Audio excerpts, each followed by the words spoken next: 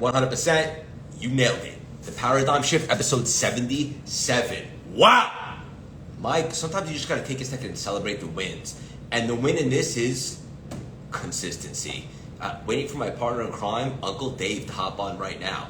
How handsome is this cat gonna look? Hi, Mom. How are you? I'll see you soon. Alexandra in the house, no big deal. On the contrary, it's a very big deal. Let's have a ton of fun, everybody. Louis D in the house. Everybody's out today. Let's get buck wild. And we have a very exciting guest coming on very shortly who I'm really excited about. But y'all just gonna have to stay tuned and wait for me to it up. Yeet. I see you, Dave. That's you bring joy. Thank you.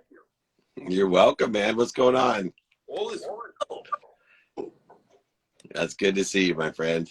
You really are a sexual starfish. How's your week? So far, so good? Oh, amazing, man. I can't wait to come see you. I got Miles football game today, the Charger game tomorrow. I have Brian Neal, the NFL's Super Bowl referee. We're going to go to dinner before I take the red eye out. And Monday in Philly, Tuesday in Philly and New York, and Wednesday in New York, and then off to Europe to go speak and vacation. It's going to be amazing. I love it. Busy schedule. You mentioned football there. It's a good time of the year. It's a good feeling to have football back. For those of you that are sports fans and so forth, it just feels good. Did you watch a game Thursday night? Oh, yeah. Of course I did. A little disappointed in the Rams, but a little bit scared of the Bills. They look tremendous. I didn't realize they got Von Miller. What an unbelievable pickup. And Josh Allen is not playing around, Big Dave. Yeah, that's my only concern. You know, I've been around the game a long time, and, Cam Newton's coach is Josh Allen's coach, and he's a little bit brazen when it comes to the physicality of a large individual. And I always say you could not be strong enough, fast enough, or big enough not to get hurt in the NFL. And I'll repeat that. You cannot be big enough, strong enough, or fast enough not to be hurt. So to put him into circumstances that avail themselves to being hurt is playing with fire. And I told my son, I think that'll be the downfall of the Bills this year, is that Josh Allen needs to make sure that he stays healthy, because if he's not healthy, that team's not winning. Yeah, it's a great point. And my only concern is that you get better looking every single time I see you. I'm waiting for. I'm really excited about him. But let's dive right in. You ready for me? I'm always ready for you, brother. I can't wait to see you. I don't even think I've actually asked you this question, but I'm so excited to hear your answer. Dave, simply put, what do you love about entrepreneurship? I mean, you should know this, but I love the enjoyment of the consistent, everyday, persistent, without quit pursuit of my potential of making a lot of money, helping a lot of people, and having a lot of fun. And there's no better way to make a lot of money, help a lot of people, and have a lot of fun than entrepreneurship. Yeah. When did you realize that you couldn't be an employee somewhere? You had to have your own thing. When I was graduating law school and making a decision between being an employee and starting to develop the skills, knowledge, and desire to be my own boss. And so the closest I could do was to be an entrepreneur, which is an enterprise salesperson, because as an enterprise, it's a hybrid where you can develop with the mentorship necessary, but have freedom to do what you want, sketch your own set schedule. You know, it's a great stepping stone to being an entrepreneur, to be an entrepreneur. Yeah, hell yeah. What an awesome answer. This is great. I was looking at your content this week, as I suggest everybody does. And one really cool thing that I saw you talking about was the power of prioritization, but specifically that it's the antidote to feeling overwhelmed, which I thought was really cool. Tell the audience what you mean by that. Right? Well, first of all, people take the wrong meaning of being overwhelmed. And remember, you give meaning to everything you see, and you have the power of perception and participation in that perception. And one of the greatest gifts we've been given is the awareness of being overwhelmed, because that is a quantifiable result. What I mean by that is it means that you have more than enough. When you're overwhelmed, you have more than enough to do, more than enough opportunities, more than enough options, more than enough touches of favor. And you need to give it that meaning. And when you give it that meaning, you're living in abundance. You're living in a world of more than enough. So your problem is not being overwhelmed. Your problem is not being abundant. Your problem is not having more than enough. The problem is prioritization, utilizing and understanding that you can never get everything that you want to get done within a 24-hour period. The limitation of today is 24 hours. Knowing you can only be so productive, so accessible, so gracious, so efficient, so effective, and so statistically successful is a feeling of abundance. And the way that we utilize the antidote of prioritization is to know what's important to us, who we can help, who can help us, and how to get it done. If you know what's important to you, who you can help and who can help you, and how to get it done, you will just keep knocking off and checking off efficiently, effectively, with greater statistical success, all the things that are going to put you in a trajectory to what you think you want or better. This is simple math, and people go ahead and create resistance, void, shortages, and obstacles, because immediately when they enter the world of abundance, the world of more than enough, they get stagnant and paralyzed, overanalyze, lie, manipulate, cheat, go over, under, and through, and they sit there like a tube, food in, food out, instead of focusing in on what's important, the what, who, and how, to know what to do now and apply their why. Prioritization is the antidote not only to feeling overwhelmed, Craig, but it's also the antidote to procrastination, that feeling of being a tube, of not knowing what to do. Yeah, awesome. Straight up. Nuggets for days. One of the many things I love about you is not only are you a wise walrus, but you sprinkle in like some Shakespeare and Tim Story was saying this when we were on, like just dropping bars like Jay-Z. How do you come up with this stuff to make it sound so sexy and poetic? You know, it's practice. That's very simply what we do, and you do it as well. And you're one of my greatest students when it comes to being consistent and persistent, and understanding that this shit does not come easy. You got to put the time in. You got to be more interested than interesting. You got to help and ask for help and invest in yourself. And you can't lie to yourself. You know, I have a long wait list, and every single month there's a couple people that are lying to themselves. They go to blame, shame, and justification. And look, I have the luxury of having a big wait list, and so every person that comes off, I get a higher paying client coming on. But every single person I have, you know, I let them know the truth, right? You can lie to yourself. I don't care if you lie to me, but you can lie to yourself. That's only going to get you one place. And you can make up whatever blame, shame, or justification it is of why you don't want to invest in yourself. And, you know, it's really interesting. And what I love, like I said about you, man, is you practice every day, right? And you are humble in the mistakes that you make. You're open-minded. You know, everybody, including me, right? When someone gives me, because I have mentorship too, right? When they give me advice, I get defensive immediately. Right. And I get hurt like a little B word, and I'm sulking, but it's just minutes and moments now. And then I say, hold on a second. There's a reason I work with the Sadhguru. There's a reason I work with Master Shah. There's a reason I work with Blaine Bartlett, because these guys are 20 years older than me, and they have done the work every day. You know who's extraordinary that we got to get on the paradigm shift, brother? Rick Macy. Do you know who that is? I do not. He's the guy in King Richard, the movie, he's Serena Williams, Roddick's, Venus's Williams tennis coach. He's the greatest tennis coach in the world. But this guy, okay, he's from Ohio. Go Buckeyes. He's 67 years old, and for the past 30 years, he has woken up at 3:30 a.m. He does his best, learn lessons, and has fun 7 days a week, consistent. He's never sat down on the tennis court. He's on the go, and he's getting better and better and helping all levels of players get better. But yes, he's coached Sharapova, the Williams sister, 5 of the #1 players in the world, Capriati, just an extraordinary mentor, coach, and teacher. I have a new guidepost. Rick Macy's the guy that I want to be like. And he came on my podcast, and I thought, man, he's perfect for the paradigm shift. Let's get him on. And also, 2 things real quickly, and we're going to bring on our guest Vishen in just a second. You mentioned that when somebody tries to give you advice, you always have a tiny bit of that, you know what I'm saying? But it's just a moment. Do you think It's not a tiny bit. It's a lot of bit, but it's just for a moment. yeah, man, my ego, my chest comes out, and my first reaction normally when someone gives me constructive criticism is "F you" in my head. Like, who do you think you're talking to? Like, you're going to tell me you don't have this that I, no, he does not have this that I have, right? There's many things that I have and I do better than Master Shah or Deepak or Sadhguru or Blaine Bartlett. But concerning the issue that he's talking about, he's an expert and has great wisdom. And I have to live in radical humility and take a deep breath and say, stop, drop, roll, listen, dummy, right? If you didn't know it was true, you wouldn't be so upset. If it wasn't true, you wouldn't be upset at all. Like if someone said to me, oh my God, you are so tall, you're too tall. That's not going to upset me because I know I'm not too tall, right? I'm going to laugh at it. But if someone says, oh man, you got a big nose, I'd be like, insecure?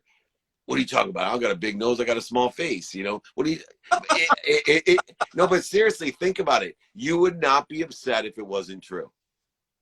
You nailed it. And this is something you and I share in common. It's something I'm aware of and I'm doing my best to work on. But we share that in common. But that was an awesome response. I don't have a big nose, I have a small face. That's tremendous. Thank you for that. I'm going to bring on our guest right now. Real quickly, have you been catching up with the U.S. Open? I have. Last night was extraordinary. I couldn't believe even after dinner, I caught the fifth set. Unbelievable, huh? Alcaraz win? I don't even know. I couldn't even stay up late enough. It was 4-3 when I fell asleep. Yeah, I like that there's new stars now. I was at the U.S. Open a week ago for a business meeting, but also the number one ranked woman in the world. I was watching her. She is no joke. My goodness. Yeah. And Serena gave us a show early on as well, which was really fun to watch. And look, I just love tennis, love to play it, love to watch it. Look who's here. There he is. What's up, Vishen? Hi, guys. How you doing? I'm good. I just flew to LA on a red eye from Hawaii, so I'm a little bit tired, but otherwise I'm good. Great to be here with you guys. We appreciate you taking the time. Welcome to LA. Thank you. Yeah. Thanks for bringing the rain. We appreciate it. You ready to rock? You ready for us? Let's do this. Okay. The audience is in for a treat today. In case they're not familiar, I would highly suggest everyone go check out what he has going on, his content, all that stuff. One of the things that I saw that you talked about, which I thought was really compelling, I think it's a treat for the audience today, are the 3/3 of life. Can you elaborate on that, brother? 3/3 of life. Oh, you know what? What you're talking about is a very metaphysical concept. I think you saw me give an interview with another podcaster. So what I was talking about is that I was sharing a discussion I had with a spiritual teacher. Her name is Marie Diamond, and she's pretty amazing. And why I started following Marie Diamond, she was a Mind Valley teacher, but the rapper Big Sean started talking about her and how she changed his life, how she helped him get to the top of Spotify. And so I got to know Marie and I started working with her. And Marie introduced me to a really interesting concept in manifesting. Okay, so what she said is that we think that it's simplistic. We think that our thoughts create our reality, but this is an incomplete idea. She said there are roughly 3 different aspects of ourselves that create our reality. The first is pure intention. So this is free will. So 1/3 is what you want to experience in life, but that's only 1/3. The second third is your destiny. Your soul comes here with certain ideas, with certain experiences that the soul wants to experience. Think of the concept of meeting your soulmate. Very often you suddenly find that one person and it clicks, right? But you're not looking for that one person. That is an example of destiny coming in the way. And spiritual teachers talk about this all the time, that there is a soul desire that we have to step into. So that's 1/3.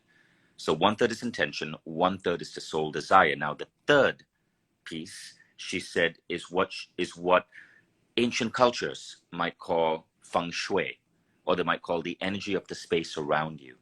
It is the energy of the people you're with, the energy of the space you're with, the energy of the place that you work. And this third helps determine your experience in life? Dave, is he on our frequency or what? Yeah, I was gonna say, obviously, our frequency is your neighborhood, and as you become aware of that neighborhood, that third component that is taught is so important. I want to add just one little thing because it's so extraordinary when people understand the levels of intention. And I found there's 5 levels of it, and we make it, as you know, simple. And the laws of attraction don't work within the context of themselves. There's much more to it. So these 5 levels of intention include not only what we think, which a lot of people have their vision boards and they say, oh, there's that Ferrari. And as long as I focus my attention and intention, what I think on that Ferrari, it will appear as it is. But there's actually 5 levels. It's what you do, what you say, what you think, what you believe, which contextually can be determined by how much time you spend outside of belief in fear-based consciousness. So you can put a quantitative analysis on belief by knowing how much time each day do I spend outside in ego-based consciousness, because when you're in the ego-based consciousness, you're not believing or in a trajectory of what you believe. And then finally, the most interesting one, which is overarching this, which is feeling. And there's an intuition, an intellect, and an inspiration that is the thirds that I created for myself for feeling. What is my intellect feeling? What is my intuition feeling? And what's my inspired state? And then I can regulate that to say, okay, here's these 5 levels of intention. Are all of them aligned in a trajectory of what I think I want or better, with radical humility in mind, saying pain, setbacks, failures will indicate that I have a different direction to go, because none of this works, in my opinion, unless you have faith there's something bigger than you that loves you more than your mommy. If you believe there's something bigger than you that loves you more than your mommy, then you know you're being protected and promoted, not punished by these incidences that we call pain, setbacks, failures, and mistakes. What an awesome answer. And there's literally no place in the world that I'd rather be right now than with you two gentlemen. Thank you guys again on a Saturday for joining us. I knew this was all going to be the same frequency because Vishen talks a lot about this manifestation stuff. And Dave, you're going to love this one. Vishen, one of the other things I saw you talk about, which is going to hit home for Dave, is the unification of the Buddha and the badass. It's the ferocious Buddha, baby. Right. That's it. Hey, I really love what you said about the 5 levels of manifesting. Could you repeat those 5 levels again? I caught the last 2, which was what you feel and what you believe. But so it's what you do, right? We live on this earth. Right. You got to do something. The law of Goya Asaroff talks about, get off your ass. Then you have to say what you say. Your words mean something. Then think, like Think and Grow Rich. Then believe, and then feel is the highest level of intention, which includes intellect, intuition, and of course, inspiration. Amazing. Love that. That's a really, really, really good way of looking at it. Yeah. So Vishen, yeah, I agree with that. Tell us about the unification of the Buddha and the badass. What does that mean? So The Buddha and the Badass was my second book. It was a New York Times bestseller. And I wrote the book inspired by an essay by Ken Wilber. And I expanded upon this essay. So the essay was called Egolessness. Ken Wilber, for those of you who don't know him, he's a teacher on Mind Valley, but he's also the world's most cited living academic. And he is a philosopher like bar none. There was just a movie about his life called Grace and Grit. That movie was just released in the last 12 months. So Ken Wilber wrote this beautiful essay called Egolessness. If you search for that, you'll find it on Google. It's a short 9-page essay. But he says this. He says that we think that saints, that spiritual teachers had no ego. But that's not true. The great spiritual sages and mystics of the world, I'm quoting Ken, from Moses to Jesus to Padmasambhava, were not ego minus, they were ego plus. They rattled the world with the force of their ego, from bullwhips in the temple to subduing entire continents.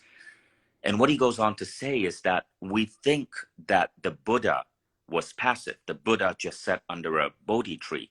But no, the Buddha created social revolutions that influence billions of lives forward in the future. Jesus brought a freaking bullwhip to the temple and went up against the Roman Empire. Muhammad subdued entire continents. Paramahansa Yogananda got on a boat, went from India to the United States and built an empire. These spiritual teachers were not in Ken Wilber's words, passive-minded milquetoast. They were movers and shakers who rattled the world with the force of their ambition. And that's the concept of the Buddha and the badass. It says that you want to be blissful, you want to be peaceful, you want to go within, but there's a time when you have to go forward and create revolutions and build things and change the world. And when you can unify both, you do better at both. You do not just want to be meditating or sitting on your yoga mat. You want to get out there and do good in the world. Dave, what are you grinning at, you giddy goose? I found a soulmate again, giving me proof that I'm in the right neighborhood again, sitting next to my friend Sleepless in Seattle over there, coming to LA. But, you know, the reconciliation that I call the ferocious Buddha is one in which we have to merge time and understand the infinity of time. So in this manner, the past is infinite, right? We can close our eyes and go 100 million years, but it's limited by the meaning that we give the inflection points and defined moments of our past. That's what the limitation that we have today is. What meaning are we giving these defined moments, either ours or historically or ones that we've learned? And if we can change and control those meanings by being a Buddha, and then utilize today, which has only one limitation. Today has a limitation of time. Everyone shares 24 hours of time for activity you get paid for, activity you don't get paid for, sleep, meditation, whatever it may be. But if we can utilize the meaning from the defined moments and inflection points and then utilize them today in a trajectory that's unlimited and infinite, because the future is completely unlimited, as a Buddha would know. But what is the limitation of the future? Us, our ego. That's the limitation of the future. But we have to utilize the ego in the present, in the now. And the utilization of ego is two different utilizations, as Vishen said. We utilize it to get up, to get started, to rise up, to rise other up. The ego is utilized in this manner, and it uses a lot of fuel, by the way. It's like a rocket ship. 90% of the fuel is used to rise up and allow others to rise up. But we have to then utilize the ego in the trajectory in the future to get out of our own way. Because remember, we are the only limitation in the future. So we have to use, so I agree, there's ferocious Buddhas because they are ego plus, because that's the only way you rise up and you get others to rise up. But they also are a Buddha in the respect that they know how to get out of their own way and allow it to happen. And so I use time for me as the common denominator, or I would say the vertebrae that allows me to reconcile ferocious behavior with Buddha behavior, or reconcile all three things, past, present, and future. Yeah, what an awesome conversation. So many similarities here. Only negative I got going on is we don't have 10 hours to chat. I know. Yeah, he needs to go to sleep, man. We'll land the plane with this. Vishen, for anyone on here today that might not have been familiar, can you just tell us what Mind Valley is and how the best way for them to support you is? Well, Mind Valley at this point is the world's biggest personal growth platform. It's mindvalley.com. So go check it out. We've been around for about 15 years, and we're just getting bigger and bigger. And we curate the best teachers across the world in every aspect of education that regular education ignores. And so we look at spirituality, entrepreneurship, relationships, your soul, your body. And it's the best way to just become the most incredible human being you can be. My new book is called The 6-Phase Meditation Method. It's a hyper-optimized mental protocol that I've trained millions of people on, and it's taken off actually in the sports world, but also among CEOs.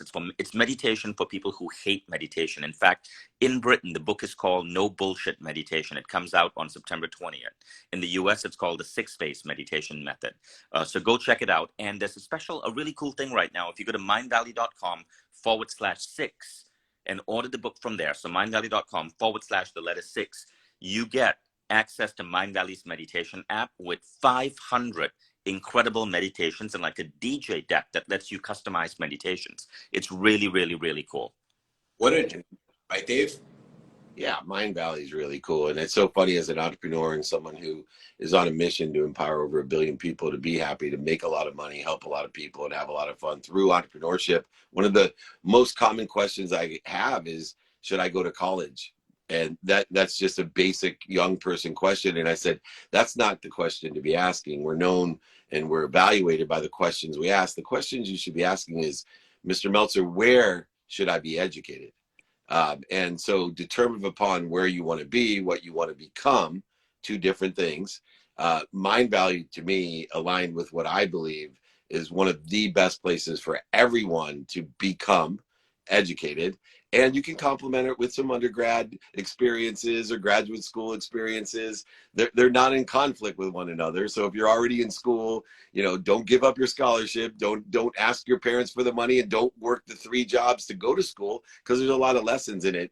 But I think we all need to know that there's tremendous resources in the world, regardless of where you are and what age you are, and what your interests are. Mind Valley, to me, is one of the most important places to be more interested than interesting, and to improve yourself, to pursue your potential. I look forward to participating. I've always learned from there. I know we've had some conversations, Vishen and I, and I'm looking forward to hopefully getting some of my content as well to help out, because it's the place to become educated. So thank you so much, my friend.